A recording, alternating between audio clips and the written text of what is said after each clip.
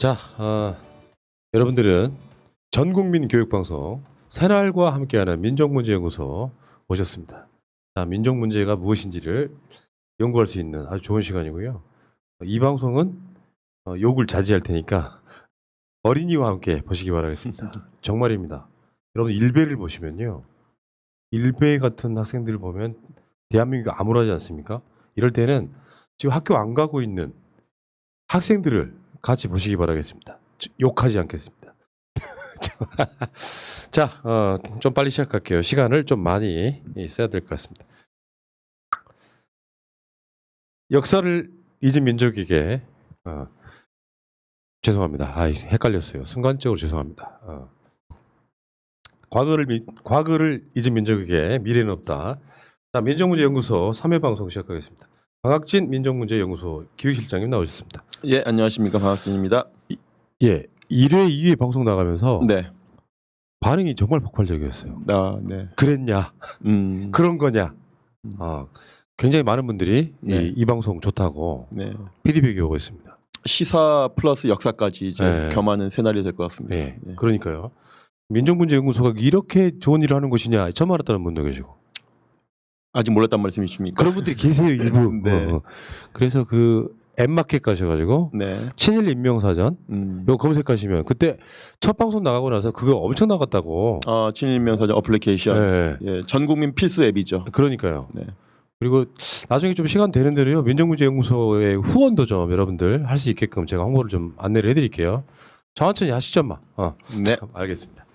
자, 세 번째 방송. 오늘 세 번째 방송은 대략 주제가 친일파가 국립묘지에 묻히는 게 말이 되느냐. 그러면서 도대체 우리는 그냥 친일파가 국립묘지 현충원에 묻힌다는 게 말이 안 된다 정도만 알고 있지. 네. 대체 어떤 사람들이 어떤 반민족 행위를 했음에도 불구하고 묻혀 있느냐 이거를 잘 몰라요, 사실은. 그렇습니다. 네. 네. 자, 그럼 이제 오늘 그 이야기할 주제는 일단은 국립묘지가 조성되는 과정부터 좀 설명을 해주십시오. 네, 그러겠습니다. 일단은 국민들이 아까 말씀하신 대로 친일파가 국립묘지에 묻히면 안 된다.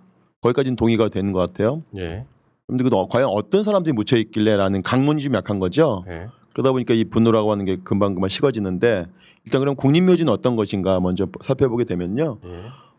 식민지에서 해방된 나라들이 국립묘지를 만들게 되면 예. 가장 먼저 그 자리에 모시게 되는 사람은 독립운동가들이죠. 당연하죠. 네, 그래서 김구 선생님 역시 해방이 되자마자 이동영 선생이라든지 이봉창이라든지 윤봉길, 백정기, 안중근 이런 분들 독립운동의 상징적인 분들을 가장 먼저 모셔오려고 자리를 잡은 것이 바로 효창공원이죠. 예. 그래서 만약 김구 선생님이 대한민국의 초대 대통령이 됐다면 지금 효창공원이 당연히 국립묘지 그것도 독립운동가 전용 국립묘지로 출발했겠죠. 그렇지만 이제 역사라고 하는 게 또 현실이니까 예. 이승만 대통령이 본인 스스로가 독립운동 했음에도 불구하고 대한민국 대통령이 됐는데 가장 먼저 독립운동가 예우하는 작업 안 했거든요. 예. 예, 거의 안 하다 방치하다시피 한 거죠. 예. 그러면서 국가 차원의 묘지를 첫 번째 만드는 계기가 독립운동가를 모시려고 하는 게 아니라 6.25 참전 용사들을 안장하는 시설로 만든 게 바로 국립묘지의 시작이 되는 거죠. 예. 불행한 거죠. 1945년에 해방이 되고 48년에 정부가 공식으로 수립이 되고 2년 동안의 시간이 있었지만 내내 손 놓고 있다가 이제 전쟁이 이루어지니까 국군들을 안장하는 곳을 먼저 국가시설을 만들어야 되겠다. 예. 라고 해서 출발한 것이 바로 동작동 국립묘지가 되는 거죠. 이 동네에 있어요, 이 동네에. 가깝죠. 저도 가끔씩 거기 산책 갈 때 있거든요. 거기 그 요즘에 현충원 서울 현충원 둘레길이 한 7점 몇 킬로 되거든요. 예. 그 주민들이 산책 많이 하십니다. 예. 산책길로 좋습니다. 예, 그러니까요. 많이 가시면 좋고. 근데 그렇게 국립묘지의 첫 출발이 국군묘지로 시작했기 때문에 군인묘지죠. 정확히 말하면 군인묘지를 시작했기 때문에 독립운동가들이 안장되어 있는 자리는 계속 외진 자리로 자리 잡을 수밖에 없는데요. 학교 다닐 때 저희가 모윤숙 시인의 시를 하나 배운 게 있습니다. 네. 모든 국민들이 다 아는 시. 국군은 죽어서 말한다.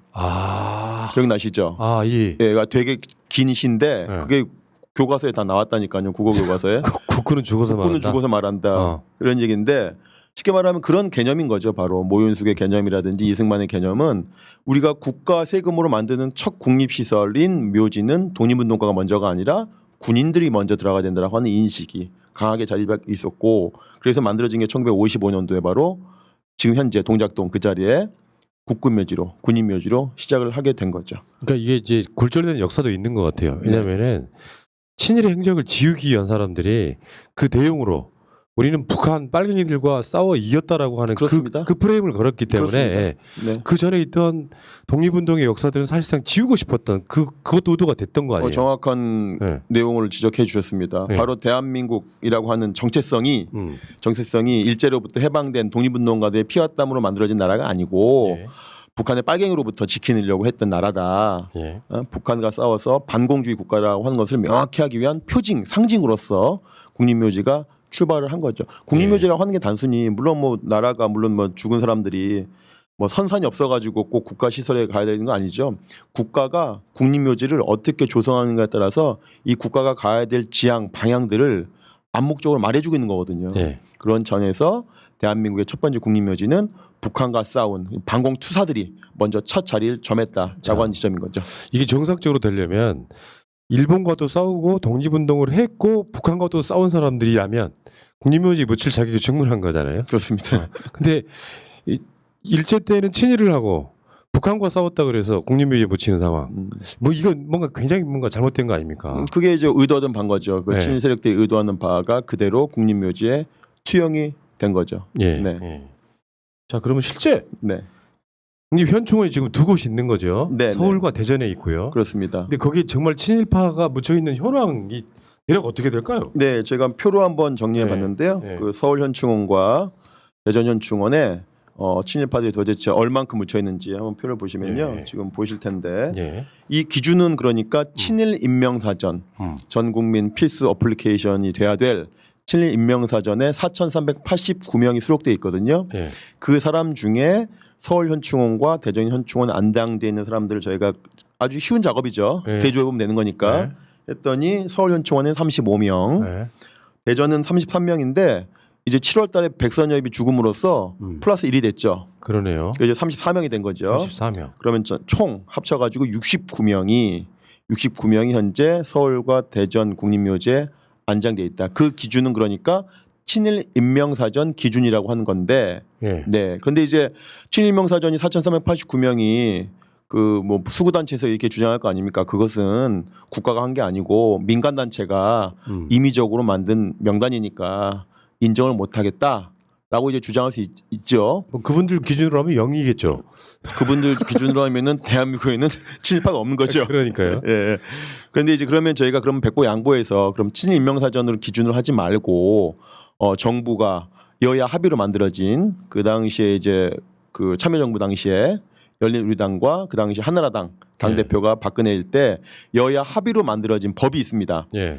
그 친일 반민족행위 진상규명위원회가 그 법에 의해서 출범했는데 그러면 여야 합의로 만들어진 국가가 공인한 친일파가 그러면 몇 명이냐? 1,006명인데 예. 그러면 그 1,006명 중에 그러면 과연 서울과 대전에 각각 몇 명이 있느냐 한번 제가 보자는 거죠. 예. 예, 다음 그림 한번 보실까요? 아, 네, 이렇게 보시면 이게 지금 국가가 인정한 친일파인 거예요? 여기 이제 현재는 요 명단 자체는 친일 인명사전 기준인데 예. 여기서 이제 국가가 인정한 사람은 서울의 경우 7명이 해당됩니다. 아, 7명. 7명 제가 예. 불러드리면 장군 1묘역부터 보시면 예. 김찬규, 김백일이라고 같은 인물인데 예. 그다음에 신응균, 예. 그다음에 장군 2묘역에 신태영, 이응준, 예. 장군 3묘역에 이종찬, 이종찬. 그다음에 유공자 1묘역에 예.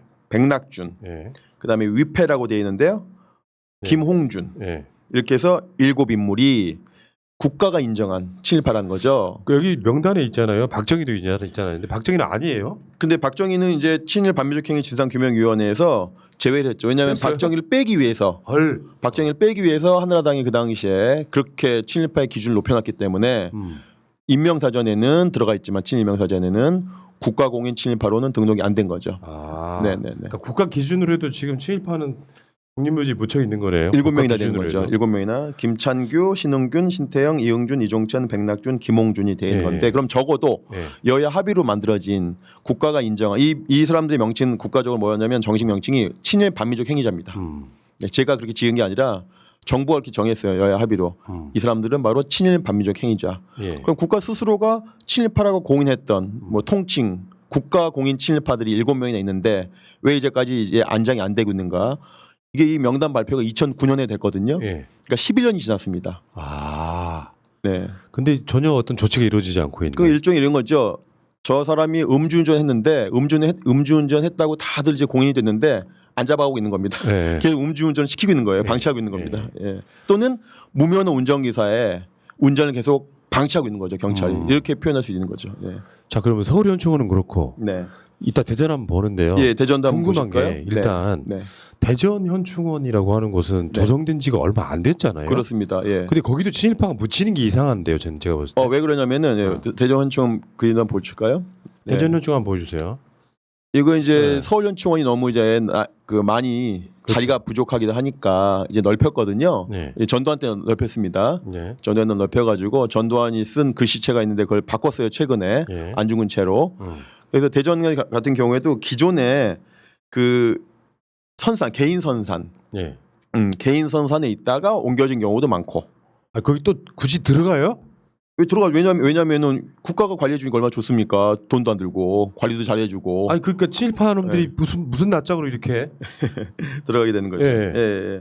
그래가지고 여기서 예. 국가가 임명한 사람, 그 인정한 사람은요? 네, 국가가 인정한 사람은 장군 1묘역에 다 몰려 있는데요. 김석범, 예. 그다음에 백홍석, 백홍석, 그다음에 송석하, 송석하. 그다음에 신봉균, 신원준 같은 사람입니다. 예. 이게 4명이었다가 올 7월에 백선엽이 죽었지 않습니까? 예. 백선엽은 장군 2묘역에 있습니다. 아. 예. 이렇게 해서 기존 4명에서 5명이 된 거죠. 아. 네, 네. 그 신기하네요. 그게 그냥 뭐 별로 뭔가 의미가 없던 시절에 막 중군 안방으로 서울 현충원에다가 안장한 건 그래도 좀 이해가 된다 치지만 네. 조성된 지 얼마 안 된 곳에도 친일파가 묻히는 것은 정말 이해가 안 됩니다. 또 백선엽은 최근까지 살았으니까. 그러니까요. 예, 예. 정말 어처구니 없네요. 네. 아니 이게 논란이 되는 게 웃기지 않습니까? 논란이 안 되도록 지금 이제 그러면 적어도 우리 12명은 어떤 사람인지 저희가 살펴봐야 되겠죠. 그래야지만이 더더욱이나 이 사람들을 이장해야 된다고 하는 신념이 더 국민들이 강하게 드실 것 같아요. 자, 알겠습니다. 그러면은 일단 오늘 시간 관계상 네. 서울 현충원만 한번 볼게요. 네, 서울에 7명만 네, 이야기를 일단 하겠습니다. 보겠습니다. 어떤 사람들인지 네. 이 사람들이 왜 묻히면 안 되는지. 네. 첫 번째 김백일. 네, 김백일. 김백일의 경우에는 그 1917년생이고 1951년에 6.25 와중에 죽었습니다. 뭐 일찍 죽어가지고 욕을 덜먹는 것도 있긴 하지만 예. 일찍 죽어서도 오히려 신화가 되는 인물도 많거든요. 예. 바로 김백일이 그런 경우를 할 수 있는데 김백일은 앞으로 제가 계속 얘기해드리겠지만 간도 특설 때 예. 중대장 출신이고 간도 특설 때는 제가 이 오늘 시간 마지막 말미에 좀 자세히 설명드리겠습니다. 예. 간도 특설 때 중대장 출신으로 여순 사건 때 여수 순천 사건 때 계엄사령관이 됩니다. 아. 이때 대활약을 하죠. 이때 대활약이라고 하는 것은 물론 그 여순 사건 당시에 군에 예. 뭐 좌익 세력이 침투해 있다라고 하는 것으로 명분을 했지만 그러면 수많은 민간인들이 희생되지 않습니까? 그때 이제 철저하게 이제 공적을 세워가지고 그 당시에 그 지역 여순 사건 계엄사령관이었으니까요. 예. 그래서 이제 대령과 장군으로 진급을 하게 되는데 원래 본명은 김찬규인데 예. 왜 김백일로 바꿨느냐? 예. 백자가 하얀 백자, 흰 하나 일자거든요. 아, 야 이씨. 예, 백일인데 이게 왜 그러냐? 그 이런 겁니다. 이제 그 우리나라 1917년 러시아 혁명 당시에 예. 예, 붉은 군대라고 했지 않습니까? 붉은 군대. 러시아 혁명을 그렇죠. 지지하는 것은 붉은 군대. 그렇지만 짜르 체제, 예. 황제, 천황 체제를 계속 유지하는 군대를 백위군이라고 그래요. 백위군. 아. 하얀색. 아. 그래서 이 하얀색이라는 상징이 뭐냐면 기본적으로 반공을 의미합니다. 그렇습니까? 네네네. 흰색이 이념적으로 보면은 반공을 의미합니다. 예. 예. 빨간색은 사회주의, 공산주의의 상징 네. 색깔이고 그래서 자기는 하얀색이다 이거죠. 하얀색 이름을. 야. 자는 반공투사로 살겠다. 예. 라고 하는. 근데 이게 이름 언제 바꾸냐면은 해방이 되고 난 다음에 자기 신분을 바꾸는 과정에서 바꿉니다. 아, 신분 세탁을 한 그렇습니다. 거네요. 그러면서 그러면은. 해방된 대한민국은 빨갱이가 하나도 없는 청정한 하얀 나라로 만들어보겠다. 그런 그 의지가 이름에 이제 반영이 되는 겁니다. 우리 반민족 행위자들의 특성 중에 하나가 기회주의자들이 맞죠. 그렇죠. 이제 찬스를 네. 네, 잘 포착하는 아주 뭡니까 아주 본능적으로. 예. 예. 근데 좀 아이러니한 게 참 인간 세상이 그런 것 같습니다. 우리가 지난번 시간에 윤주경 의원 얘기하다가 그 네. 할아버지 얘기하면서 우리가 안타까워했지 않습니까? 네.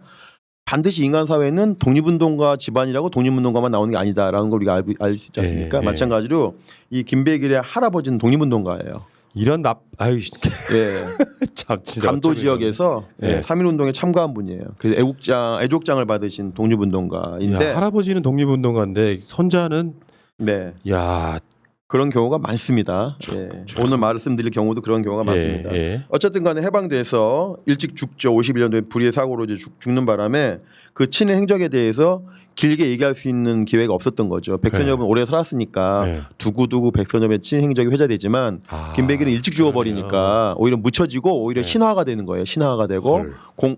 죄과가 좀 묻혀지는 측면이 있죠. 그런데 이 사람의 흔적이 아주 많이 남아 있습니다. 아, 어디냐면은 그 장성에 전남 장성 예. 광주 바로 위에 육군 보병학교가 있거든요. 예. 거기 출신들이 많이 계실 거예요. 예. 거기 후방위 교육 글로 가시기도 하고 뭐 그렇죠, 부사관 그렇죠. 교육도 글로 예. 많이 가기도 합니다.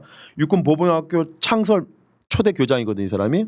아, 그렇습니까? 그래서 거기에 그 육군 보병학교 안에 김백일 동상이 있어요. 이게 원래 육군 보병학교가 저 광주 상무대에 있었다고 옮긴 거 아니에요? 옮긴 거죠. 이제 예. 합쳐져가지고. 예. 예. 그래서 그 안에 지금 동상이 있습니다. 예. 김백일 동상이 있는데 아직도 있어요. 아직도 있죠. 여전히 있죠. 와. 근데 이게 동상 있는 것 플러스 이게 국가보훈처에서 인정하는 현충 시설로 지정이 되어 있습니다. 예. 현충 시설. 그럼 함부로 뭐 어떻게 철거도 못 하겠네요? 대한민국 그렇습니다. 대한민국 현충 시설이 두 가지가 있는데 하나는 독립운동 관련된 시설, 예. 또는 그 독립운동 관련된 동상 이런 거. 또 하나는 국가 수호라고 그래서 6.25라든지 이런 전쟁, 베트남 전쟁 때 뭐 공을 세운 사람들의 동상이라든지 그런 것이기 때문에 국가보훈처가 관리하는데 현충 시설이고 플러스 군대 내에 있으니까 민간인 접근이 불가능하지 않습니까? 아. 그러니까 철거운동하기가 어려워요 이게. 야, 진짜. 저희 민족문제연구소 광주지부 회원들이 오랫동안 철거 주장을 하고 있는데 군부대 안에 못 들어가니까 저희가 네. 할 수가 없지 않습니까? 그러니까 이제 이게 계속 잘 보존되고 있는 상황인 거고 게다가 또 강릉 가시면 강릉, 강원도 강릉에 가면 백일교라는 다리도 있습니다. 백일교. 다리 이름 있어요? 예, 그게 김백일 장군이 뭐 작전 중에 그 다리를 놨나 보죠. 그래가지고 다리 이름이 야, 백일교예요. 참 미치겠네. 예. 게다가 더 중요한 건 아까 말씀 상무지구 그 근처에 예. 광주 북구 쪽에 온통 다 백일이라는 이름이 백일지구 아파트 동네 이름이 백일지구예요. 그래요? 예. 근데 사람들이 몰라요 그게 무슨 뜻인지. 아. 그러니까 이 친일파 이름 따온 거예요? 김백일 이름 따온 거거든요. 광주시장님 이거 좀 아셨으면 예. 좋겠는데. 상무지구 백일지구 하듯이 그 백일지구가 요 김백일의 이름이에요. 아. 그래가지고 요 백일지구에 가면 대부분이 다 백일이라는 이름 쓰는데 틈이죠. 백일초등학교, 백일세탁소 뭐 엄청 많거든요. 야, 씨. 그래가지고 다행히 다른 건 몰라도 개인 백일 세탁소에 대해서 우리가 어떻게 할 수는 없지만 백일 초등학교는 공립학교니까 예. 광주 교육감님한테 말씀을 드려서 장일국 교육감님한테 말씀드려 또 장일국 교육감이 오케이 하셔가지고 백일 초등학교 이름은 다행히 바꿨습니다. 아, 네. 그거 하나씩 바꾸고 성과죠. 그러니까 예. 사실은 무슨 뜻인지 몰랐던 사람들이 몰랐던 보면 거죠. 아주 기급할 이야기네요. 이게. 그럼요. 예. 그 다행히 바꿔서 백일 초등학교는 어떻게 바꿨냐면 그 성진 초등학교라고. 야, 왜 성진이 됐냐면 예. 11월 3일이 광주 학생운동 아닙니까? 네. 1929년 11월 3일 광주 학생운동. 광주 학생운동을 지도했던 서클 이름이 성진회예요. 아, 그러니까 독립운동 서클이죠. 훌륭하다. 아. 훌륭한 거 아닙니까? 예. 그래서 친일파 이름에서 독립운동 단체 이름으로 학교명이 바뀌었으니까 이거 성과네요. 성과죠. 큰 성과고, 예, 큰 성과. 깨어있는 시민들의 큰 성과고, 이게 막 역사를 하나하나 바로 잡아가는 것이고. 아, 세상에 눈물 날라 그래. 이거 하나만 예. 봐도 좀 그렇습니다. 예. 참 어처구니 없네. 민족문제 광주지부 회원들의 어떤 수년에 걸친 투쟁의 결과입니다. 이게 김백일에서 나온 거라고요? 네. 아, 놀랍네 진짜. 그래서 그 성진 초등학교가 됐기 때문에 성진 초등학교 이제 학생들은 다 알 거 아닙니까? 네. 아, 내가 과거에 나온 학교가 백일이었는데 이제 나 후배들은 성진 초등학교라는 이름을 다니고 있구나. 그 이름이 바로 친일파 이름에서 독립운동 지도했던 독립운동 서클 이름으로 바뀌었구나. 얼마나 자부심 느끼면서 예, 역사를 다시 한번 바라보게 되는 기회가 되는 그나마 거죠. 이게 광주니까 가능하지 않았을까요? 그런 측면도 없잖아요. 뭐 그런 측면도 없지 않아 있지만 네, 여러 가지가 다 복합적인 거죠. 여론이 굉장히 중요한 것들이 그렇습니다. 필요하지 않습니까? 예. 그러니까 몰랐으니까 못 고친 거지. 아는데도 바꾸진 아는데도 버티진 않았던 거죠. 예. 그러니까 이렇게 모르는 게 너무나 많다는 거죠. 성진 각각의. 세탁소로 바뀌지 않았을까요? 그래서 지금 그래서 안 그래도 아. 근데 사람들이 이런 게 있지 않습니까? 야, 세탁소가 뭐 성진 세탁소 한다고 장사 잘 되는 거 아닐 텐데 이러니까 아. 그래서 저희가 또 어떤 광주 지부 회원들이 어떤 고민을 하고 계시냐면 그러면 이거를 광주시에다 얘기를 해가지고 간판 바꾸는 비용을 지원하자. 아, 그러네요. 요즘 경제가 어려운데 이름까지 바꾸라고 하면 그렇지 않습니까? 그러니까 간판 바꾸는 비용을 지원하고 대신 100일이라는 이름을 없애는 조건으로 간판 바꾸는 비용을 좀 광주시가 지원하도록 또 우리 광주 지부에서 열심히 또 캠페인 중입니다. 아, 이거 박수. 나 이거 좀 기분이 좀 시원해지네. 네. 네. 김백일. 네. 자, 다음 김백일 끝나셨죠? 네. 자, 다음에 부자지간이 있습니다. 네. 일단 아버지 신태영. 예, 신태영 이야기를 해보겠습니다. 그 아까 이제 김백일의 할아버지가 독립운동을 했는데 예. 반대죠. 김영학 씨. 예. 예, 근데 신태영은 신태영과 신태영 아들이 예. 아빠와 아들이 둘 다 친일파입니다. 예. 예, 둘 다 친일파고 친일반민족 이건 뭐 행위자고, 참 예, 둘 다 또 서울 국립묘지에 묻혀 있습니다. 서울에. 예, 서울 부자가. 부자가. 아, 예, 나 이것도 참 아이러니죠. 헐. 예, 예, 예. 진짜 근데 신태영을 얘기하면 지금 신태영 사진을 보고 계신데 일본 육사 나왔고요. 예. 고향이 이제 일본에 태어났습니다. 예. 이 사람이 했던 가장 어록이라고 할까 핵심적인 말이 뭐냐면 내 첫 출진의 목표는 야스쿠니 신사다. 거기 묻히는 게 자기 소원인데 이런 뜻이에요? 그렇습니다. 야, 1943년에 경성일보라고 하는 이제 일본어 기관지인데요. 총독부 기관지인데 일본어로 나오는 총독부 기관지에 내가 첫 출진, 첫 번째 전투에 나가는 목표가 야스쿠니 신사에 가서 묻히는 거다. 요즘 표현으로 하면 찐칠파네요. 찐칠파. 그렇습니다. 와. 네. 이런 사람이죠, 이런 사람. 네. 그래서 이제 이 신태영에 대해서 가장 많이 언급되는 게 그러면 야스쿠니를 보내야 되는 거 아니냐. 예. 뭐 아는 사람들 이야기는 왜 국립묘 서울 국립묘지에 있냐 이거죠. 보내면 되겠는데. 야스쿠니 보내야 되는 거 아니냐. 그럼 캠페인을 벌여야 되는 거 아니냐 이런 얘기 하고 있는 거죠. 일본 육사 나왔고 대소간섭전이라고 해서 1917년에 아까 말씀드렸듯이 러시아 혁명을 반대했던 나라들이 물론 짜르도 러시아 혁명을 반대했겠지만 일본도 반대했거든요. 예. 일본도 그래서 일본 군대를 보내지 않습니까 시베리아에 그때 또 참전하기도 하고 그러니까 되게 역사적인 인물이죠 우리를 보면은 그러다가 이제 나이가 있으니까 물러나서 병력 동원 요즘 말하면 병무청이죠 병무청 아. 예 병력 동원 업무에도 가담하고 그 당시에 이제 조선인들 군인 청년들을 임시로 언론 훈련시켜 가지고 징병 보내는 훈련소가 서울의 태능 지금 육군사관학교 자리입니다. 예. 그다음에 금천구 독산동 예. 두 군데 있었거든요. 물론 전국적으로 있었지만은 서울 근교에는 태능과 독산동 두 군데 있었는데 여기 이제 많은 이제 수도권에 있는 젊은이들을 모아가지고 육군으로 보내는 이런 병무 업무를 담당했던 왜 그 문인들 예술가 이런 사람들은 또 전쟁 나가라고 막 독려했던 그렇습니다. 글을 쓰고 작품을 만들었잖아요. 네. 군인으로서 이 사람은 뭐 확실한 칠파네요. 그렇습니다. 예. 그래서 이제 전역 후에 병력 동원 업무를 했고 그다음에 이제 해방이 됐지 않습니까? 예. 해방이 되고 난 다음에 여순 때가 되니까 이 사람 나이가 벌써 57세예요. 57세. 네.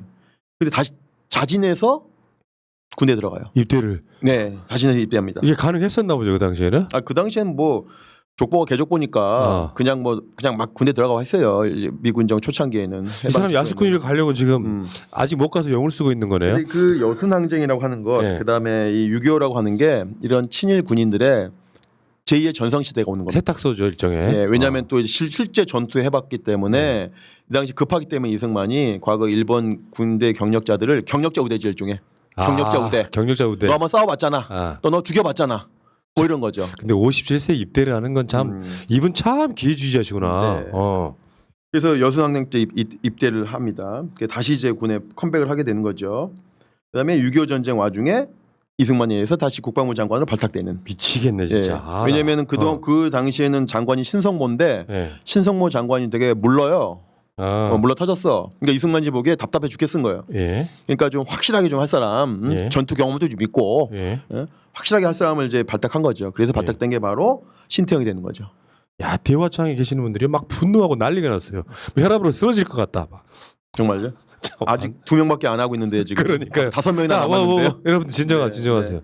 이 사람이 묘비명이 어떻게 되냐면 묘비명이 긴데 묘비 아주 뭐 찬양하는 일색인데 이렇게 되어 있습니다. 핵심적인 내용이 신태영에 대해서 개화의 선구자, 예. 네. 호국의 간성, 예. 시대의 등불 네. 이렇게 써 있습니다. 네. 시대의 친일파, 예. 매국의 간성. 근데 이제 요거 아니에요? 예, 호국의 간성인데 이 호국이 어떤 나라를 지키려고 하는지 모르겠습니다만은 제가 볼 땐 일본인데 예. 예, 대한민국 국립묘지에 묻혀 있습니다. 우리 세금으로 지금 관리가 되고 있다고 보시면 됩니다. 저 야스쿠니 신사에 묻힌 게 목표였던 친일의 선구자신 네. 이 신태영 나 환장하겠네 진짜. 이런 방송 안 하고 싶어요. 막 화가 나가지고 방송이 막 말이 버벅거려져. 너무 흥분해 지금. 네, 아셔야 됩니다. 알겠습니다. 네. 그래서 그다음에 또 재향군인의 3대 4대 회장도 역임하고 미치겠네 진짜. 재향군인은 또 제가 또 다음에 또 말씀을 드릴게요. 예. 재향군인의 초대 회장은 지금 대전국립묘지에 묻혀 있습니다. 그분도 친일파세요? 그렇습니다. 진짜 내가 오늘 욕 안 한다고 약속을 했는데 네. 정말 님이 너무하네 정말. 네. 확 진짜. 그러니까 한국의 재향군인회는 세팅 자체가 친일파가 했다 이렇게 보시면 됩니다. 예. 그러니까 지금 많이 이상한 일을 하고 계신 거예요, 재향군인회가. 예. 예. 자, 그러면 신태영이 이제 부자 친일파를 했잖아요. 부자 친일파. 아들. 신태영의 아들인 신은균이거든요. 예. 이분 역시 이제 아버지와 똑같이 일본 육사를 졸업하고 포병병과예요. 예. 그 당시엔 포병병과가 약간 과학적인 거예요. 과학적인 네. 기술. 그게 과학병과라고도 하는데 포병병과입니다. 왜냐하면 포가 그냥 쏘면 안 되거든요. 각도도 재야 되고 예. 뭐 여러 가지 있지 않습니까? 삼각 함수도 알아야 되고 그러는데 이 사람이 이제 유명한 전투에 참전하는데 뭐냐면 오키나와 전투. 와. 아시죠? 우리 오키나와 관련된 전투 관련된 영화가 되게 많아요. 미국에서 예. 만들어지는. 일본은 입장에서는 옥새 작전. 예. 다 죽어라 그냥. 예. 다 죽어라. 그래가지고 오키나와 주민들한테 이렇게 이야기합니까? 야 어차피 지금 싸우다 죽을래? 싸우다 안 죽으면 미군들이 너희들 다 죽일 거야. 그러니까 그냥 죽어라 그냥 자살해라. 그래서 뭐 굴에 들어가서 뭐 수류탄 하나 주고 죽으라고 그러고 그 옥새 작전이거든요. 예. 그래서 그 오키나와 주민들을 학살했던 그런 전투에 일본군으로 참관하죠. 일본군으로. 포병이니까 포 가지고 이제 예. 캐논포 같은 거 아주 큰 거 말고 두 사람 세 사람이 밀 수 있으면 밀리는 포가 있습니다. 예. 그걸 가지고 이제 참가합니다. 그러다가 이제 오키나와 전투에 지지 않습니까 일본이? 예. 오키나와 전투에 밀리면서 일본 본토가 이제 이렇게 위축되고 그 다음에 8월달에 원자폭탄 2개 네. 가지고 항복하는 건데 그때가 45년 4월인데 그러니까 숨어 들어가야 될 거 아닙니까? 어디 못 네. 나오는 섬이니까 바다 뛰어가면 죽지 않습니까? 그러네. 그러니까 어떻게 숨어 들어가냐? 일본 여인의 집에 숨어 들어가요. 예. 일본말 잘하니까. 아. 예, 그러니까 일본 여인 숨겨줍니다. 그래가지고 해방이 돼요. 해방이 되고 난 다음에 귀국을 합니다. 그 당시에 이제 오키나와와 일본 전역을 이제 메가더가 다 점령하지 않습니까? 예. 그때 이렇게 얘기하죠. 조선인들은 보내줄게. 그러니까 나 조선인이에요. 손 들고 나오는 거죠. 나 조선인인데요. 내가 일본 육사 나왔는데 내가 그걸 몰랐네. 내가 조선인이었네. 나 전쟁에 참가 안 했어요. 조선인이에요. 나 끌려온 조선인이에요. 나는 피해자입니다. 피해자입니다. 억울해요. 라고. 미치겠네. 왜냐면 그 당시에 뭐 손에 뭐 무슨 뭐 화약 냄새가 남아 있는 것도 아니고 이러니까 신문 세탁이 가능한 거죠. 여러분들 그 지금 방송 들으시는 분들이 다시 한번 인식해야 될 게 지금 오늘 하는 명단이요. 서울 현충원에 묻혀 있는 사람들 얘기예요. 네. 네. 그러니까 이 사람들이 지금 동작동 현충원에 묻혀 있다는 걸 인식하시고 들으시기 바랍니다. 네. 우리 세금으로 관리되고 있다 묘소가. 네, 네. 그래가지고 이제 귀국을 하죠. 귀국해가지고 이제 아버지보다는 조금 덜 악질이었나 봐요. 예. 이제 군대에 들어가지 않고 그냥 그 아까 과학병과니까 포병은 이제 수학을 잘해야 되거든요. 예. 진명여자고등학교 수학 선생으로 잠깐 있다가 또 다시 컴백합니다. 예. 언제 컴백하느냐? 아까 제가 말씀드렸죠. 4.3 여순항쟁, 6.25 전쟁 때 다시 역전의 명소들이 다시 컴백하는 시기가 오는 거죠. 야, 기회는 이때다. 예. 그래서 4.3 뭐 이런 관련된 당시에 다시 컴백을 해서 예. 군대에 다시 들어와가지고 6.25 때 포병 사령관이 됩니다. 예. 이 사람에게 붙여진 별명이 뭔지 아세요? 한국 포병의 아버지입니다. 예, 우리 저기 포병 저는 육군 하면서 저는 이제 운전병 해가지고 고생 많이 안 했는데 포병 갔다 온 친구들은 정말 일을 가더라고요. 그 포병 갔다 온 친구들은 지금 이 사람 저기 친흥균이 아버지가 돼 버렸네요. 친흥군의 자식들인 거죠. 부끄럽다 진짜. 네. 한국 그래서 포병의 한국 포병의 아버지가 돼 있고 국방부 차관이 되고 그다음에 또 이 사람이 또 과학을 잘했다고 했지 않습니까? 예. 그러다 보니까 초대 한국 국방과학연구소장이 됩니다. 그 유명한 지금 저기 상호동에 있죠. 국방과학연구소 초대 소장이 됩니다. 박정희에 의해서. 그다음에 재향군인의 부회장. 뭐 재향군인의 회장 부회장은 기본인 거예요. 일본 육사 좀 나오면. 그러니까 제대하고 나서 일자리까지 다 되는 거죠. 돌아가실 때 아니 죽을 때까지 다 꼭 봐줬던 거네요. 그래서 한국 포병의 아버지일 뿐더러 그렇게 일러질 뿐더러 또 한국 국방과학의 또 아버지가 된 거죠. 초대 소장이니까. 그리고 죽으면은 국립묘지 현충원에 묻히고. 묻히고. 이게 뭐? 이게 당장 파내야 되는 거 아닙니까? 여의도에서 국회의원들이 입법을 잘하면 파집니다. 이 동작동 현충원하고 여의도가 멀지도 않아요. 바로 옆에 있잖아요. 네. 이 판해야지. 이게 뭐야 네. 이게. 이렇게 해서 이제 제안군인의 부회장까지 또 역임하는 사람이 바로 신응균 부자가 되고요. 예. 신응균 씨는 그 부인도 유명한 분이에요. 세계적인 패션 디자이너입니다. 누군데요? 노라조라고 노라노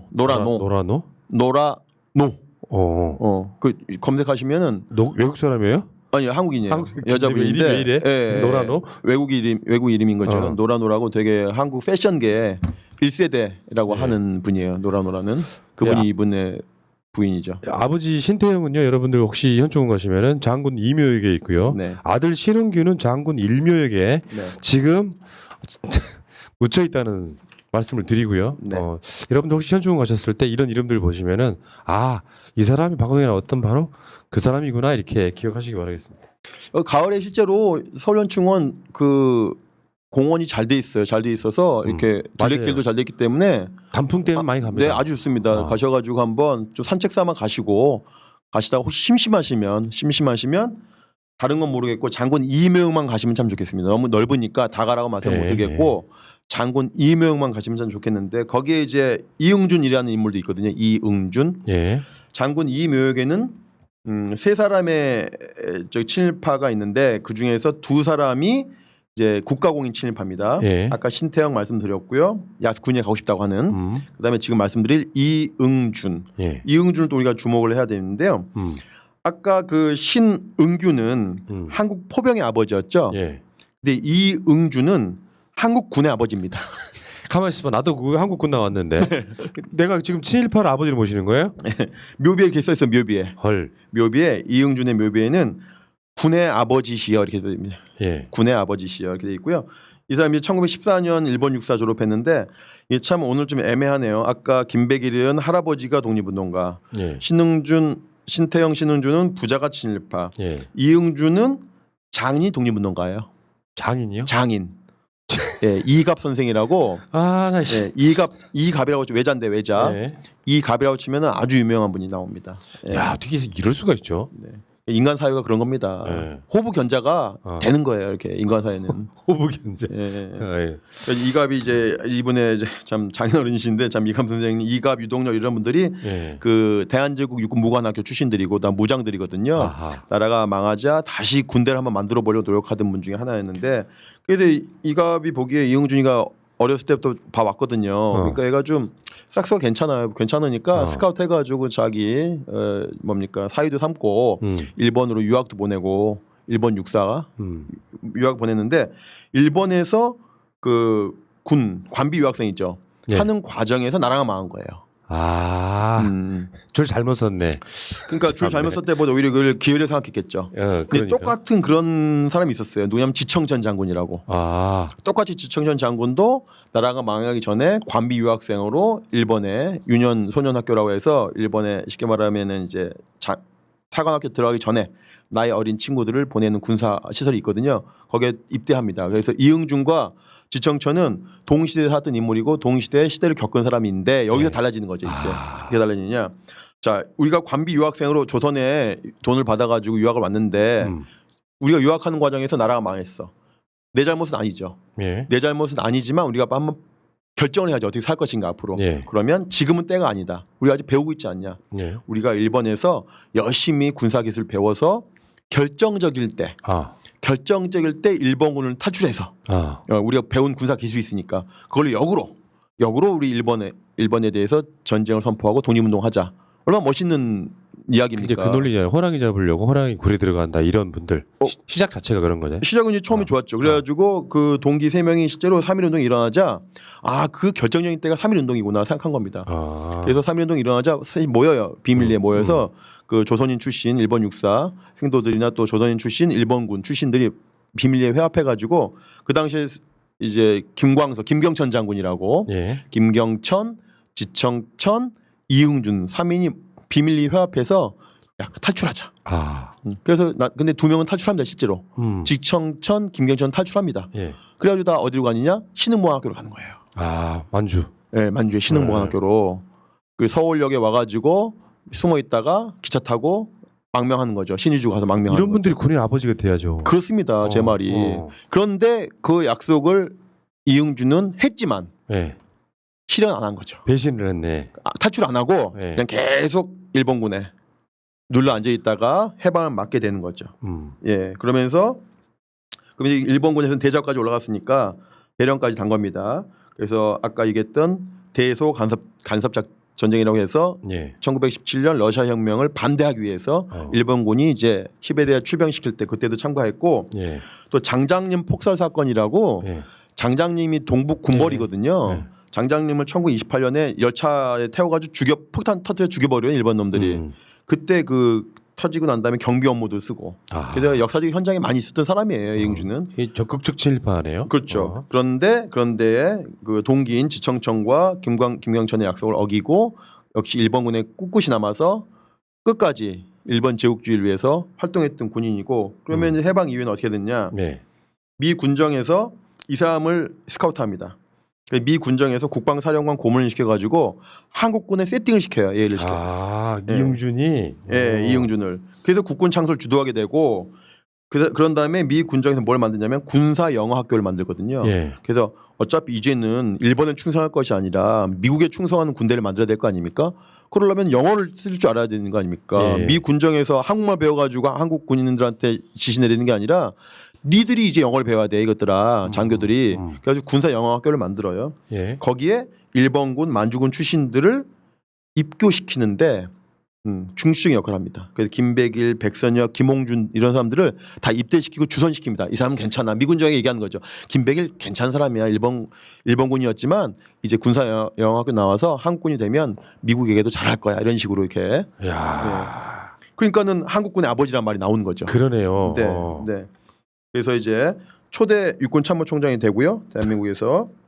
그러다 정치 활동을 쭉 하다가 이제 박정희보다 나이도 많고 이응준이 보기에 박정희는 하락 강아지인 거예요. 한참 아래. 한참 아래고 하락 강아지. 나이도 그렇고 나이도 어리고 계급도 그렇고 일본 육사 오리지널 일본 역 출신도 아니죠. 만주구 예비 만주 봉천 신경 군관학교 있다가 이제 특채로다가 일본 육사 간 거니까 어떻게 보면은 오리지널 일본 육사도 아니고 이응준이 보기엔 좀 하루 강아지인 거예요. 저 다른 면에서 보면은 장준환 선생이 바라본 박정희랑 비슷한 느낌일 것 그런 같아요. 거죠. 약간 그런 거죠. 사실 그 레벨에서는 아무것도 아니네. 그런 거죠. 예, 아무것도 아니죠. 예. 그러다 보니까 이제 박정희로부터 견제를 받습니다. 예. 견제를 받지만 그래도 한국군의 아버지신데 함부로 못 놓다치니까 뭐 박정희 때나 전두환 때나 원로 대접을 받고 이분이 상을 받는데 보니까는 1983년도에 인천 문화상을 받네요. 보니까 문화상이요? 인천 김성수가 또 김성수 상을 주네요. 여기서 고려대. 예. 그러니까 뭐 그 밥에 그 나물이가 되는 거죠. 뭐. 아이고 예. 참 그 참. 근데 여기서 제가 이제 이응준이 장군 이묘역에 있다고 말씀드렸는데 네.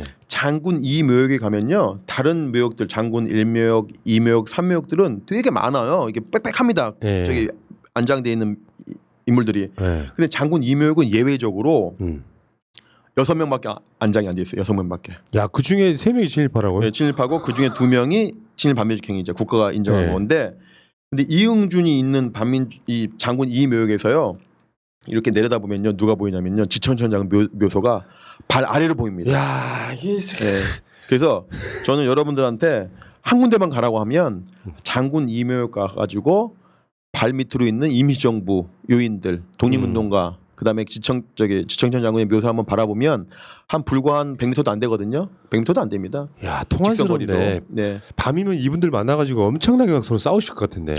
그러니까는 이제 정말 여기서 나가 이러면서. 그러니까 이 지청천 장군은 한국 광복군의 초대 총사령관이고 한국 대한민국 현재 정부의 정규 군대인 국군의 아버지라고 할 수 있는 뿌리라고 할 수 있는 광복군을 만드신 분인데 그 부분보다 더 좋은 자리에 이응준이 위치해 있고. 참. 그다 평수도 넓다 이 말입니다. 쉽게 말하면 평수도 넓어요. 널널하게 있으면 널널하게. 위치도 높고. 예, 위치도 높고. 참 그. 타워 플레이스에서 약간 내려다보는 느낌으로 이렇게 실제로 가보시면 저는 그 장면이 저는 서울 현충에 가면 가장 좋은 장면이고 이 과정, 이 관계, 이 현재 상황들을 가장 압축적으로 보여준 뷰다. 지금 그 가을에요. 네. 단풍 구경 겸 해가지고 네. 서울 현충을 한번 가시면서 이 방송을 네. 한번 다 리뷰 한번 해보시면은 네. 훨씬 도움이 될 것 같은데요. 서울 현충원 장군 이묘역 예. 추천드립니다. 야. 네. 열받는 곳으로. 알겠습니다. 네. 아, 내가 진짜. 자, 다음으로 갈게요. 네. 이종찬. 네. 지금 이종찬 동명이인입니다. 맞습니다. 네, 전직 국정원장 했다. 국정원장 그분 아닙니다. 예. 예, 아니니까 좀 오해하지 마시고요. 이종찬은 어떻게 됐느냐? 3대가 친일파예요. 참. 이종찬은 포함해서 아버지, 예. 할아버지까지 예. 3대가 친일파입니다. 그럼 할아버지 먼저 얘기를 해줘야 돼요. 예. 할아버지가 이하영인데 이하영 이하영. 초대 주미공사입니다. 예. 대한제국대. 그래서 지금 이제 이하영 씨가 이제 그 여러 가지 관직을 하는데 그 초대가 많아요. 초대 초대 주미공사기도 했고 그 다음에 한국 철도의 아버지란 말도 있어요. 왜 아버지가 이렇게 보면 진짜 너무 많은데? 그렇습니다. 하여튼 한국 철도의 아버지가 철도 박물관 가면 이하영 얘기도 있고 뭐 그렇습니다. 예. 그 다음에 이 사람이 그 을사늑약 당시에 그 법무대신 지금은 하면 법무부 장관을 했고요. 예. 예. 자기도 받았죠. 자작도 받았는데 이분의 묘소가 어디 있었냐면은 경기도 안산에 있었거든요. 예. 제가 그 위치도 아는데 제가 이제 올 봄엔가 작년 가을인가 올 봄에 한번 갔어요. 묘소를. 이 묘소를 거기 있는지 몰라요 사람들이. 왜냐면 도둑 매장을 해가지고 사람들이 모릅니다. 근데 제가 이제 갔더니 와, 얼마 전에 그 묘소를 이장했더라고요. 작은 포크레인 자국이 다 있는 거예요. 아. 그래서 이제 안산시에다 문의해봤죠. 이거 묘지 이거 어떻게 된 거냐 했더니 자기들 모른대요. 예. 그렇게 해서 옮기는 게 많은가 봐요. 예. 반드시 뭐 신고 안 해도 물론 신고를 해야 되는지 안 해야 되는지 모르겠지만 일일이 신고 안 하는 모양이죠. 아, 그러면 그 묘소에 친일파라고 이렇게 뭔가 친일파가 안 돼 있는데 그 몇몇 사람만 아는 거죠. 아. 네, 몇몇 사람만 그 위치를 아는 건데 그것도 이제 최근에는 좀 알려졌거든요. 몇몇 지역에 향토 사는 분들이 밝혀내가지고 아, 얘가 이하영 묘소다라고 예. 하고 그 이하영 묘소 이렇게 안장할 때 그 이종찬 씨가 직접 이장했던 건 사진도 있거든요. 그래서 연구하는 분들은 좀 몇 명이 아는데 그걸 어떻게 이제 사람들이 찾아오니까 그게 좀 불안했는지 옮겨버린 거죠. 예. 몰래. 3대가 친일파. 네, 그래서 이하영이 그렇고요. 그다음에 이제 그 아들인 이규원인데 그 일제 시대 때 자귀라고 하는 것은 아빠가 죽으면 아들한테 자귀가 계승되거든요. 그러니까 아빠가 자작이다 그럼 나도 자작 되는 겁니다. 그래서 이하영이가 일제에 의해서 자귀를 받았지 않습니까? 자기를. 예. 그러니까 아들인 이규원도 당연히 자작을 받아요. 근데 이분은 또 어떤 또 약간 이상한 일이 있었냐면 1943년도에 그 당시에 징병 모든 조선인들 청년들을 군대에 보내기 위해서 강제 징병 제도를 실시하는 기념인데 그 기념으로 모든 조선인들이 10전씩 헌금을 하자. 이런 또 그런 것들을 제안합니다. 10전이라면 요즘 같으면 얼마나 할까요? 한 뭐 10,000원씩 될라나? 아니 더 많은 돈입니다. 예, 적은 돈은 아니에요. 어쨌든 간에 10전 헌금 운동을 제안하는 그런 약간 좀 너무 과잉 충성을 하게 되는. 근데 아니 모든 조선인들이 강제로 군대 가게 생겼는데 그걸 기념해 가지고 왜 국민들이 돈을 냅니까? 거꾸로 우리가 돈 받아야지. 예, 이게 이제 이하영의 아들 이규원. 네, 이규원이 그렇다는 이종찬의 거고. 아버지. 그렇습니다. 이규원이 지금 근데 45년 4월에 죽어요. 해방되기 5개월 전에 죽는단 말이죠. 그러면 이제 아들인 이종찬이가 자기를 받아야 될 거 아닙니까? 네. 근데 그 아들이 이종찬이 그 당시에 뉴기니 아시죠? 동남아. 예. 뉴기니에서 전쟁 중이었어요. 전투 중이었어요. 일본군 용병으로? 뭐 이런 거요? 일본군으로. 야. 그러니까는 전쟁 중이라 자기를 못 받은 거예요. 자기를 못 받아가지고 이제 다음에 5개월 후에 4개월 후에 해방되니까 네. 자기를 못 받은 것뿐이죠. 예. 뭐 제가 볼 때는 조금 더 국내에 있었던지 일본 쪽에 있었으면 자기 받았을 건데 어쨌든 그렇게 돼 있습니다. 그래가지고 이제 어쨌든 근데 이 이종찬은 일본의 입장에서는 활용도가 높은 겁니다. 왜냐면 3대가 친일했잖아요. 3대가. 이런 게 어디 있습니까? 모태 친일. 네, 모태 친일이죠. 3대가 이게 참, 진짜. 3대에 걸쳐 친하니까 너무나도 이종찬이가 떠오르는 샛별인 거예요. 그래서 이종찬이가 받는 훈장이 일본 최고 훈장을 받습니다. 금치 훈장이라고. 일제 35년 동안 금치 훈장 받은 사람이 이종찬 하나예요. 하나예요? 유일합니다. 지금 장군 산묘역에 계십니다, 이분? 네. 이종찬? 예. 그래서 다시 6.25 때 컴백해서 육군 참모총장 시절에 이게 이분이 이종찬을 치면 뭐라고 나냐면 참군인 이종찬 나와요. 참군인. 예. 이분이 별명 다니는 이제 닉네임 같은 건데 왜 참군이 됐냐? 이것도 약간 신화적인 게 생겨버린 건데요. 예. 육군 참모총장 시절에 이제 저기 6.25 때인데 부산 정치파동이라고 해가지고 이승만이가 이제 국회의원들 잡아다가 개헌을 하는 거거든요. 강제로 군인들을 동원해가지고 국회의원들을 이렇게 감금해가지고 하려고 했던 건데 그때 군대 동원에 이분이 약간 미온적이에요. 그랬더니 그냥 싹 이제 그 날짜로 해임시켜가지고 예. 그래서 이승만한테 한번 반길 들었다라고 예. 하는 것 때문에 참군인의 표상이 돼 있어요. 아. 이러면서 신화가 돼버리는 거예요. 아. 이러면서 어처구니 없네. 예, 어쩌니 없죠. 근데 이분이 일본 최고 훈장인 금치 훈장을 받은 유일한 조선인이다. 이런 건 이제 가려져 있는 거죠. 아, 거기에. 그러네요. 네, 그러네요. 그때는 아마 어떤 정치적 알력 관계에서 그렇죠. 그렇게 이야기하다가 그렇죠. 지금 결국에는 네. 마치 뭐 대단한 어떤 그 양심이나 있는 것처럼 네. 사실은 이게 참군인의 표상이 되려면은 일본에 맞섰어야죠. 지청천 장군 같은 분이 돼야죠. 네, 예, 네, 지청천 일관되게 네. 끝까지 독립운동했던 분이어야 되겠죠. 놀라운 것은 이종천 씨가 나중에 국방부 장관이 되는. 그렇죠. 4.19 이후에 네. 국방부 장관이 되고 이제 공화당 국회의원도 하고 지금 성우회 별들의 모임이죠. 아시죠? 성우회 전직 별들의 모임. 네. 그의 초창기 이름이 성우 구락부거든요. 네. 구락부라는 게 클럽의 일본식 네. 표현인데 그렇죠. 성우 구락부 회장이 돼요. 그러니까 성우의 초대 회장인 거예요. 아 그렇구나. 예. 이 다 아버지들이시네. 다 알아서들 똥별의 아버지. 예. 알아서들 이렇게 만들어서 예. 예. 스스로가 회장되고. 자, 그다음에 이제 넘어갈까 이제 다음 백낙준으로 인물로? 가겠습니다. 네, 백낙준. 이분은 지금 유공자 일묘역에 있습니다. 네.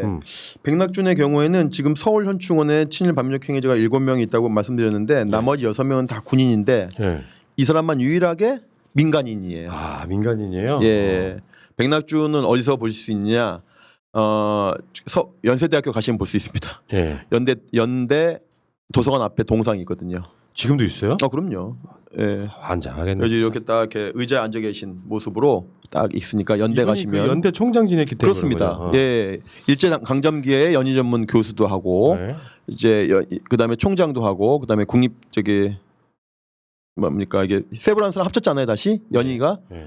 그러면서 연세대학 된 거 아닙니까? 그러면서 또 초대 총장도 하고 이러면서 거의 연세의 아버지격이 돼 있는 거죠. 용제인데 호가 용제 백낙준인데 이 사람이 이제 현충원에 묻힌 유일한 민간인인데 예. 그 미국에서 역사학도 전공하고 또 특히 종교사학 뭐 세브란스 연희 전문 자체가 이제 기독교 미션 학교니까 예. 종교사학을 전공했습니다. 그런데 이분이 일제 강점기에 어떤 일이 있었냐면 여러 가지 일이 있지만 종교 보국이라고 해요. 종교 보국. 종교 보국? 예, 종교를 통해서 보국 나라에 보답해라. 아. 그러니까 앞에 보국 앞에 붙이면 다 되는 거예요.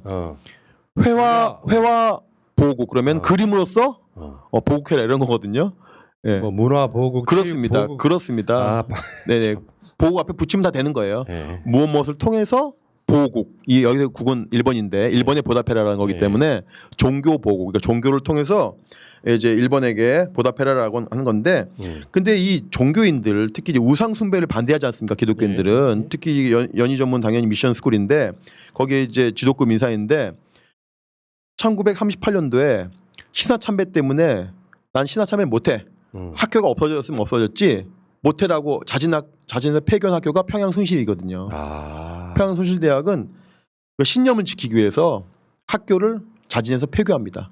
그게 그래서 숭실대학의 앞에 민족숭실이라는 예. 이름이 붙여지는 거 아닙니까? 우리 여기 가깝죠 멀지 않죠. 여기 여기서. 가깝죠. 여기도 네네. 동작구 있어요. 네네네.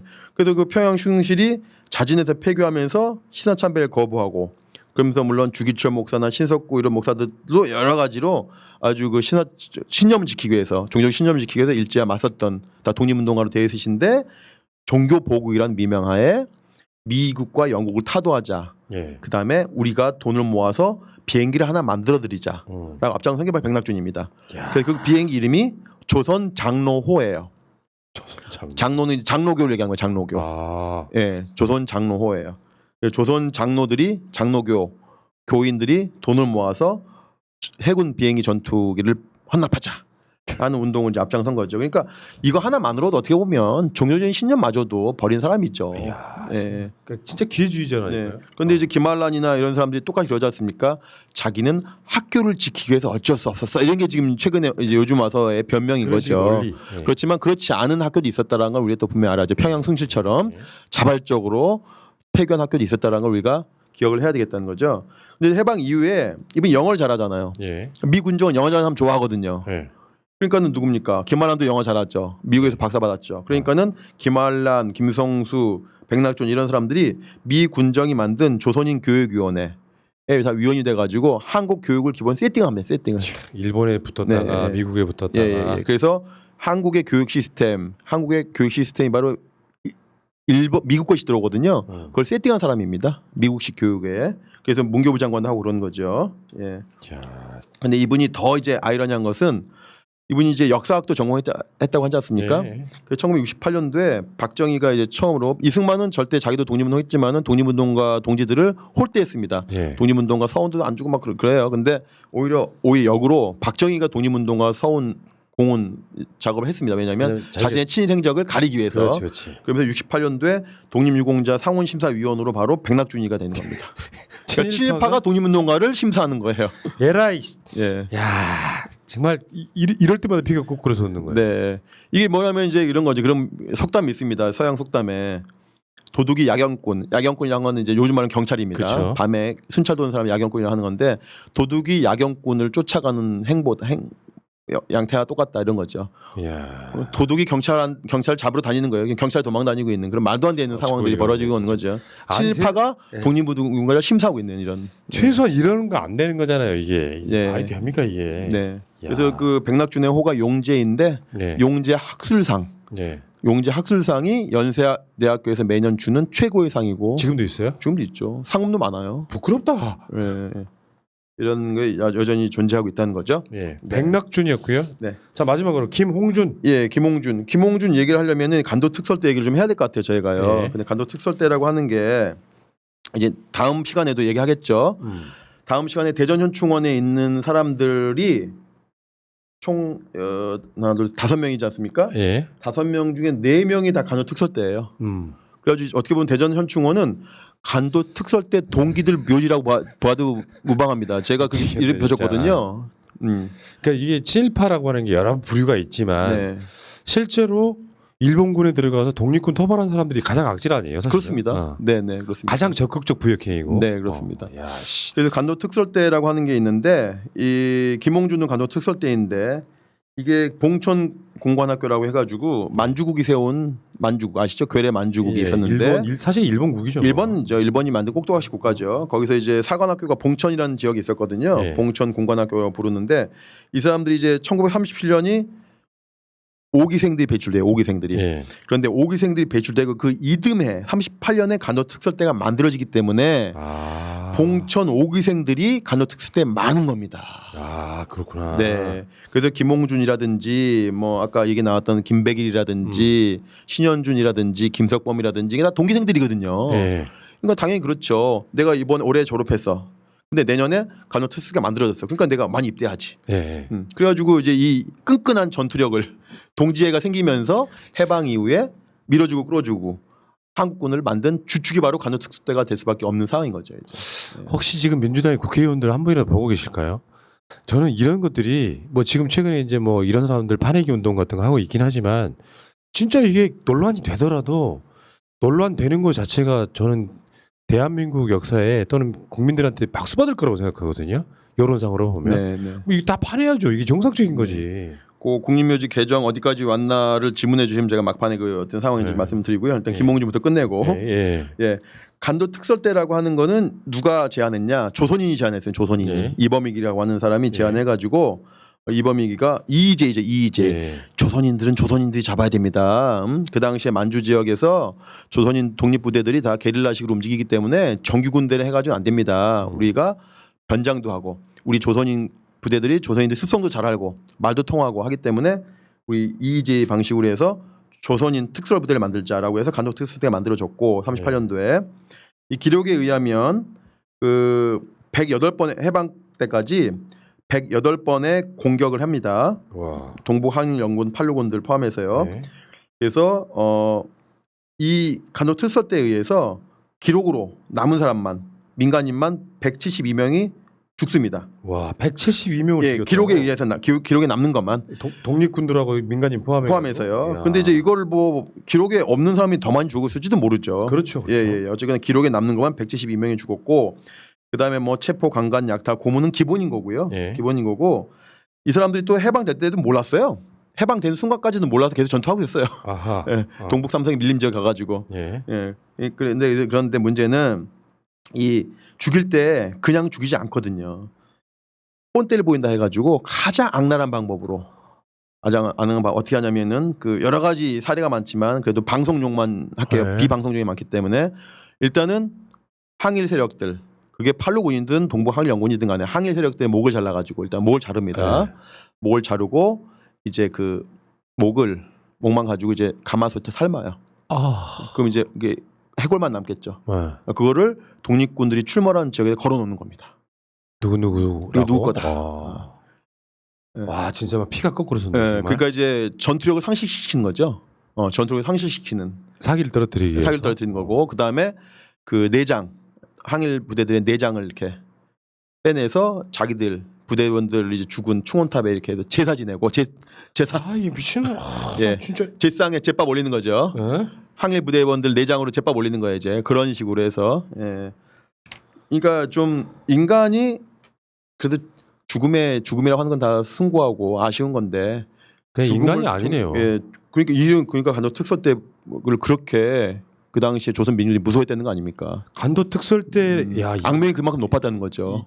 야, 떴다 하면 그냥 다 도망 다니는 거예요. 죽이기만 했겠어. 아까 말한 그런데 것처럼 막 네. 그 군인들만 죽이는 것이 아니라 항일 부대만 죽이는 게 아니라 민간인들도 공격하는 거거든요. 삼광 작전이요. 삼광. 네. 삼광은 다 불태운다.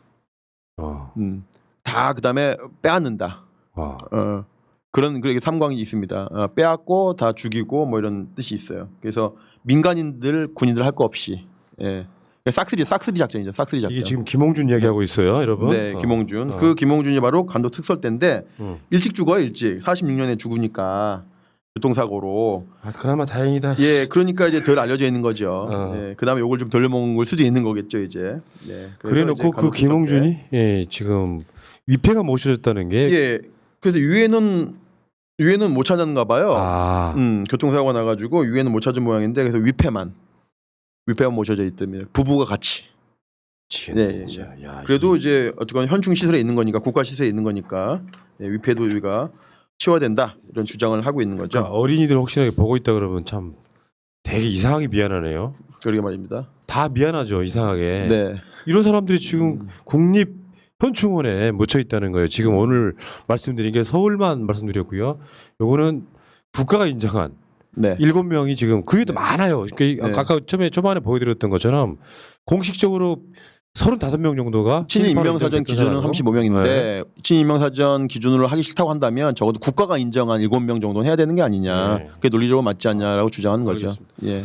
자, 그러면 이게 국립묘지법 네. 이게 개정돼야지 파낼 수 있는 거 아닙니까? 그렇습니다. 그래서 지금 이 현재 법에 의하면 한 번 들어오면 이런 행위들이 밝혀져도 강제 이장 규정이 없거든요. 네. 그런데 이 법을 좀 개정하지 않더라도 이 네. 법 6조를 보면 이렇게 되어 있습니다. 국립묘지의 영해성을 훼손하는 경우에는 안장을 거부할 수 있다 이렇게 되어 있거든요. 예. 그럼 그 법을 적극적으로 해석하면 됩니다. 적극적으로 해석 안 하니까 문제죠. 예. 그러니까 어떻게 이 7명들은 국립묘지의 영해성을 훼손하고 있는 거 아닙니까? 그럼 당연히 그 현재 법에 의해서도 이장할 수 있는데 그거 가지고 또 싸울 것 같으니까 그냥 아예 명시적으로 만들자 명문을. 그렇죠. 그래서 친일 반민족 행위자로 인정된 사람 1,016명에 한해서는 강제 이장할 수, 뭐 밖에 있는 묘지는 관계 없습니다. 개인 선산에 있는 건 놔두고 적어도 국립시설에 있는 사람들은 강제 이장할 수 있도록 국립묘지법을 개정하자라고 해서 그 3명의 국회의원이 개정을 발의했어요. 네. 뭐 김홍걸 의원, 뭐 권칭승 의원 뭐 등 3명이 발의했는데 좀 차이가 있는데 어쨌거나 이제 입법의 시간이 오는 거죠. 예. 그 얼마 전에 민주당 김태년 원내대표가 그런 얘기 하지 않습니까? 공수처 얘기 관련해서 이제 국감 끝나면 입법의 시간이다라고 했으니까 제발 좀 공수처법도 통과가 되면서 재개정해서 하고 그다음에 국립묘지법도 다시 입법을 통해서 그렇게 문구 한 줄 넣으면 되거든요. 간단합니다. 뭐 어려운 것도 아닌데 그 한 줄 넣기 위해서 우리가 20년을 지금 민족문제연구소 대전지부 중심으로 정확히 2000년 6월 6일 현충일 날 대전 국립묘지에서 이런 사람들은 이장해야 된다고 하는 캠페인을 만 20년째 하루도 빼지 않고 20년 동안 해왔던 건데 그분들께 박수 한번 드릴게요. 네. 진짜. 그 대전지부 활동이시고요. 그래서 이제 드디어 이런 국민적 여론을 바탕으로 국회가 입법의 시간을 통해서 하루라도 빨리 강제 이장할 수 있는 법 개정을 했으면 좋겠습니다. 자, 그러면 이게 국립묘지법도 개정돼야겠지만 네. 그 기본이 되는 상훈법 훈장 주는 거 네네. 이것도 바꿔야 되는 거 아니에요? 네, 이것도 이제 시간이 부족하니까 다음 시간에 좀 자세히 말씀드리기로 하고 이제 네. 상황만 좀 보여드리면요. 그러니까는 이 지금 거명됐던 사람들이 혜택이 크게 두 가지가 있는 겁니다. 음. 국립묘지에서 국가 세금으로 잘 묘지가 관리되고 있는 혜택이 하나 있고 예. 두 번째는 다 훈장을 받은 거예요. 음. 근데 훈장 받은 인원을 보시면 그 한 사람이 최소 3대씩 받거든요. 이야. 저희가 파악한 거에 보면 네. 우리 친일명사전 기준으로 51명의 군인이 받은 훈장이 181개입니다. 야, 그럼 한두 개 받은 게 아니고 한 3개 이상 받은 3개 정도 받은 그러네요. 거죠. 3개 이상. 네, 예. 근데 여기서 대표적인 아까 거명된 7명들은 예. 다 훈장 4개씩 받아요. 4개가 뭐냐? 4개가 최고 많이 받는 건데 뭐냐면 태극 무공훈장, 화랑 무공훈장, 예. 충무 무공훈장, 을지 무공훈장. 4개는 기본으로 달고 다니는 겁니다. 김백일, 신태영, 신흥균, 이응준, 이종찬, 백낙준, 다 김홍규 이런 사람들이 그렇게 돼 있는 거죠. 그래서 이런 상훈법도 국립묘지 개정과 더불어 반드시 바꿔내야 된다. 왜냐하면 국가가 이런 사람들에게 예우를 하고 있다는 거거든요. 예. 그러니까 이거 안 된다라고 해서 국립묘지 개정과 더불어 상훈법 개정도 저희가 이야기하고 있는 것이죠. 아니 이걸 우리가 바꿔내지 못하면요, 사실은 우리가 토착 외고 소리 듣는 거예요. 그렇습니다. 네. 우리 지금 토착 외고라고 상대방을 저쪽 사람들을 이렇게 비판하고 있지만 이걸 우리가 못 해내면 우리가 토착 외고가 되는 거지. 이런 것들을 상식적으로 만들어내자고 180석 준 거 아닙니까? 알면서도 안 하는 건 더 이상한 거고요. 네. 와, 잠깐 오늘 내가 잠깐만 병원 좀 갔다 와야겠어요. 혈압 좀 잠시만 재봐야 되겠어. 혈압이 아주 정상인 사람인데 확 피가 거꾸로 솟단 말이 네.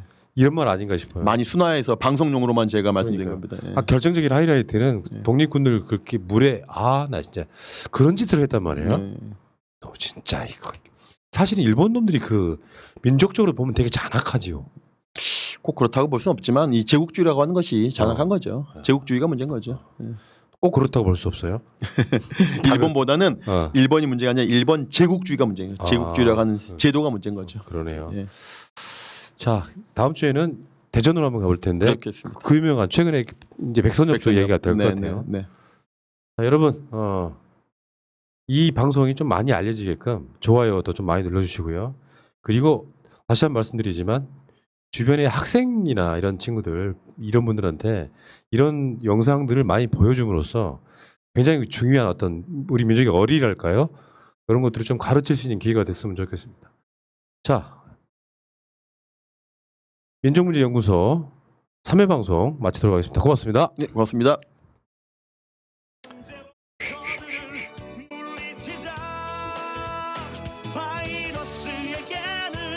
마스크가 없다. 어서 가자. 바이러스보다 먼저. 그러니 내일보다 먼저 가자. 우리들의 희망을 형제이게 하자. 설령 그것이 내일이라 해도 현재로 저들을 물리치자. 바이러스에게는 마스크가 없다. 어서 가자. 바이러스보다 먼저.